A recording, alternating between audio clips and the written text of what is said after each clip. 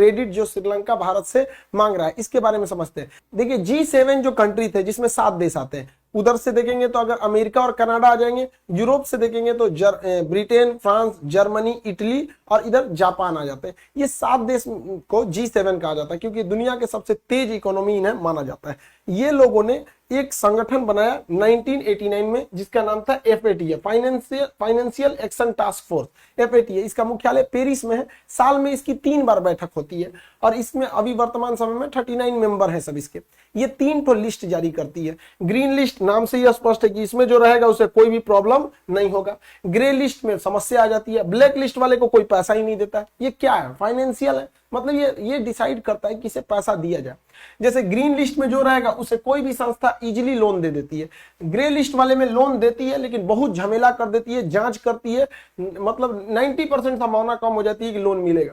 और black list वाले को तो लोन ही नहीं मिलता। अब जैसे मान के चलिए आप ही को लोन देना है किसी को, कोई आपसे आया मांगने कि हमको 50,000 या 1 लाख रुपया कर्जा चाहिए, तो आप क्या करते हैं? किसी से पूछते होंगे भैया ये आदमी कैसा है, ये कैसा है, लोन दे देता है कि नहीं? तो आखिर आप अपने मोहल्ले में पूछते हैं। पता चला कोई जर्मनी से आया आपसे लोन मांगने कि हमको 2 लाख लोन चाहिए, आप किससे पूछने जाइएगा जर्मनी में कि कैसा आदमी है कैसा नहीं? आप तो सीधे मना कर दीजिएगा। तो या तो फिर उसको दीजिएगा, बिना जान पहचाने तो डूब सकता है। यही काम करती है FATA। FATA कहती है जो ग्रीन लिस्ट में उसे आराम से कोई दुनिया लोन दे सकती है, वो पैसा लौटा सकते हैं, इसमें कोई दिक्कत नहीं है। जो ग्रे लिस्ट में उसको मत दो भाई, वो गलत आदमी है, मनी लॉन्ड्रिंग करता है, पैसे अटका देता है या फिर आतंकवाद को बढ़ावा देता है। अब ब्लैक लिस्ट वाला नॉर्थ कोरिया टाइप का किसी को देती ही नहीं है। अब ये क्या है कि अगर कोई भी मनी लॉन्ड्रिंग करता है, मतलब दूसरे देश का पैसा को, ब्लैक मनी को व्हाइट मनी कर देता है। जैसे मान के चलिए स्विस बैंक है। स्विस बैंक क्या है? एक मनी लॉन्ड्रिंग का रास्ता है, उस तरह को ये बैन लगाती है। या फिर कोई आतंकवाद को फंडिंग करता है, जैसे पाकिस्तान हो गया, अफगानिस्तान हो गया, अभी हाल में तुर्की पर आतंकवाद को फंडिंग करने के आरोप लगा के उसे भी ग्रे लिस्ट में डाल दिया गया है। अब ग्रे लिस्ट वाले को बहुत समस्या होता है लोन लेने का। अब लोन लेने के 3 सबसे बड़े रास्ते, या तो फिर आपके पास वर्ल्ड बैंक है। वर्ल्ड बैंक आपको हमेशा लॉन्ग टाइम लोन देता है। एग्जाम में क्वेश्चन पूछेगा दीर्घकालीन ऋण किससे मिलता है, तो वर्ल्ड बैंक से मिलता है। लेकिन ये लोन देगी आपको 40 साल 30 साल इस तरह लंबे पीरियड के लिए। और IMF जो होती है ये शॉर्ट टाइम के लिए लोन देती है, 3 साल 4 साल 5 साल, ये शॉर्ट टाइम के लिए लोन देती है।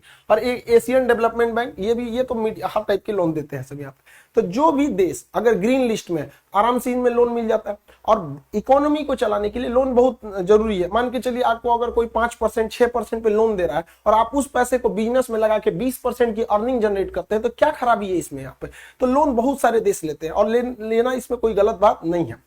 लेकिन अगर कोई गलती से ग्रे लिस्ट में आया ना, ये सब बंद कर देते हैं, नहीं देंगे। और अगर देंगे भी तो जांच करेंगे, बजट ये खुद बनाएंगे। अब सोचिए ग्रे लिस्ट वाला पाकिस्तान चला गया, तुर्की चला गया, माली चला गया, जॉर्डन चला गया। अब ये लोग अगर IMF या वर्ल्ड बैंक इन्हें लोन भी देता है तो खुद आके देखेगा कि किसको कितना पैसा दिए, आर्मी को कितना एलोकेट हुआ, बिजली विभाग को कितना हुआ, सारा का सारा जांच करते हैं ये लोग। इतना कठिन हो जाता है। अब ब्लैक लिस्ट वाले को तो पैसा ही नहीं मिलता। अब इसमें क्या हुआ कि अभी फिलहाल में 4 देश याद रखेंगे करंट अफेयर के हिसाब से, पाकिस्तान, तुर्की, जॉर्डन और माली, इन 4 को नया रूप में शामिल किया गया है ग्रे लिस्ट में। अब इन लोगों को लोन लेने में पसीने छूट जाएंगे किसी भी मतलब अंतरराष्ट्रीय संस्था से।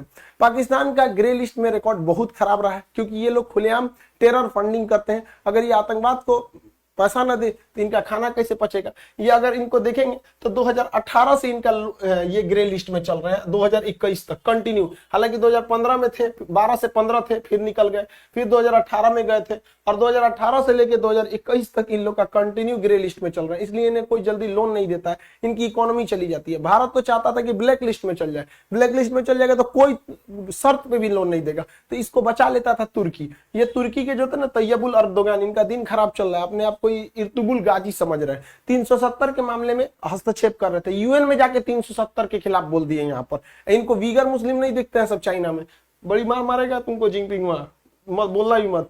अब की क्या हुआ, ये पाकिस्तान को हमेशा बचाते थे, इस बार क्या हुआ, हम तो डूबे सनम तुमको भी ले डूबेंगे।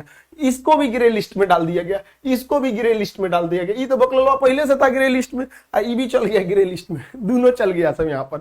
अब गलत का साथ दोगे तो यही होगा यहाँ पर। तुर्की का भी मन ठंडा गया। अब पाकिस्तान की इकोनॉमी पूरी तरह से चौपट हो चुकी है। इनको अपने देश का बजट चलाने के लिए भी पैसा नहीं बच गया। आर्मी को कितने पैसे देने हैं, सिंचाई विभाग, शिक्षा विभाग, रक्षा विभाग, महिला विकास मंत्रालय, अलग अलग सबका एलोकेट होता है। इनके पास बजट का पैसा नहीं है, क्योंकि इनके ऊपर चाइना ने इतना लोन डाल दिया है कि अब ये चाइना के पास लोन मांगने जाते हैं तो कहता है नहीं लोन नहीं देंगे। और चाइना ने इन लोगों को लोन दिया 17% पर। सोचिए, कमर्शियल रेट पर लोन दिया है 17% पे। अरे भाई साहब, यहाँ हम लोग गाड़ी खरीदने जाते हैं 12%, होम लोन लोग लेने जाते हैं अमूमन 8% में मिल जाता है। क्या दोस्ती है इन लोग पे, 17% पे लोन दिया, बिक जाओगे बकलोलवा कहीं का, इतना हैवी लोन लिया जाता है। इसकी इकोनॉमी पूरी तरह से चौपट हो गई है, चलाने के लिए पैसा नहीं बचा इनको। अब चाइना इनको उतना पैसा नहीं देता है। उल्टे चाइना ने क्या किया, इनके ऊपर पेनाल्टी ठोक दिया। दासू डैम हो गया, कराची में ब्लास्ट हो गया, जिसमें कई चाइनीज सोल्जर मारे गए थे। हम आपको उस समय भी बताए थे कि चाइनीज सोल्जर AK-47 लेके ड्यूटी कर रहे थे। अब चाइना ने कहा है कि चाइनीज सोल्जर जो वहां मारे गए हैं उनकी मुआवजा के लिए उनके परिवार को 650 करोड़ रुपया दो। तो चाइना कह रहा है कि 650 करोड़ देंगे कहां से? एक काम कीजिए, 1000 करोड़ आप उधार दीजिए, उसी में से 650 करोड़ आपको दे देंगे, हमारे पास नहीं है यहाँ पे। तो चाइना, इसकी दोस्ती देख रहे हैं ना पूरी दुनिया में कितनी है। चाइना वालों की तो किसी से दोस्ती नहीं रहती, लेकिन अभी इसके देश मतलब एकदम कोलैप्स करने वाला था कि सऊदी अरब बीच में आ गया।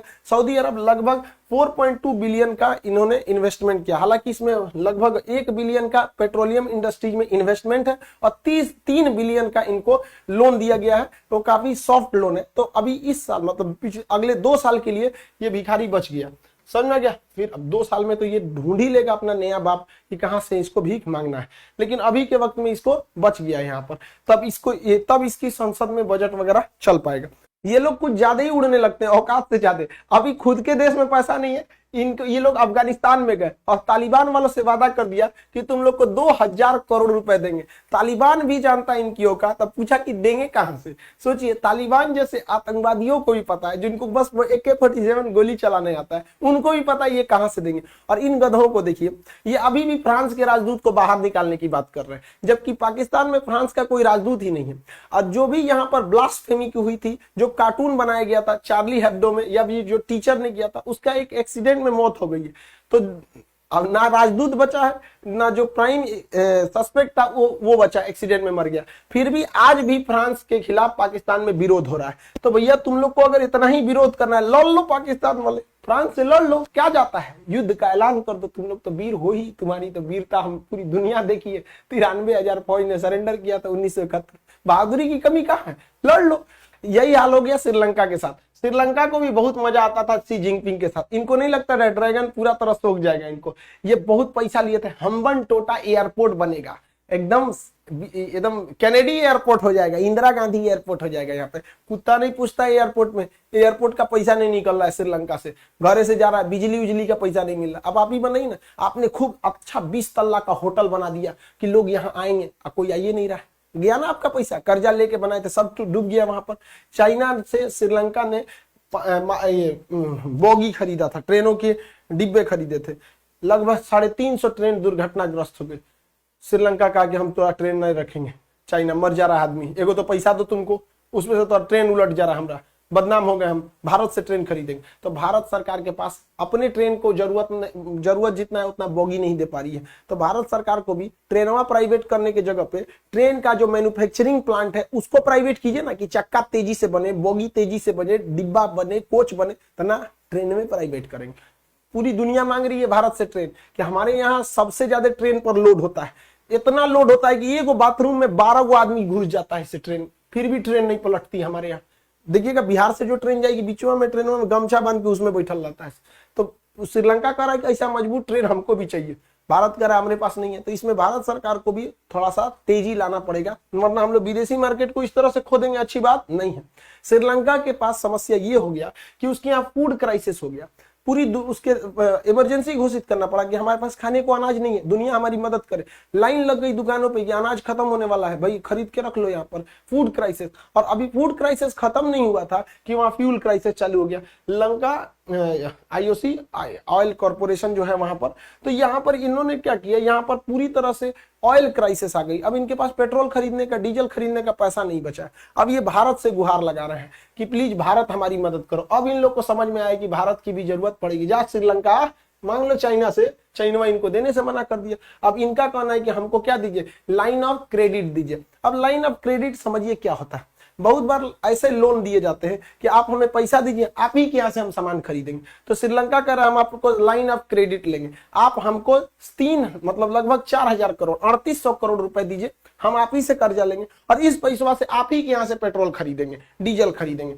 तो भारत सरकार इस पर दे रही है भाई, वरना क्योंकि देखिए हम अपने पड़ोसियों को चाइना के गोद में मरते तो नहीं छोड़ सकते यहाँ पे। हालांकि कोलंबो पोर्ट पर अडानी ने बहुत सारा इन्वेस्ट किया है, लेकिन अब श्रीलंका की हालत एकदम बर्बाद हो गई है। तो पूरी दुनिया को समझना चाहिए कि चाइना के डेट ट्रैप या BRI प्रोजेक्ट में फंसेंगे, यही हाल हो जाएगा जो पाकिस्तान और श्रीलंका का हुआ है। पूरी इकोनॉमी चौपट हो रही है। श्रीलंका को दूसरे देश मदद भी नहीं करेंगे क्योंकि श्रीलंका पर मानवाधिकार हनन का मामला चल रहा है। LTT जो संगठन था उस पर ये लोगों ने काफी ज्यादा नरसंहार भी किया था। अमेरिका तो पहले से खिलाफ है, यूरोपीय यूनियन वाले पूरी तरह से खिलाफ है, तो इनको तो लोन मिल भी नहीं पा रहा है श्रीलंका वाले को। अभी श्रीलंका वाले को मदद करने के लिए केवल एक ही देश बचा हुआ है, वो है भारत। और पिछले 1 महीने से वीडियो नहीं आ पा रहे थे, जिसके कुछ रीजन थे, हम काफी बिजी थे बैचेस को लेकर और कुछ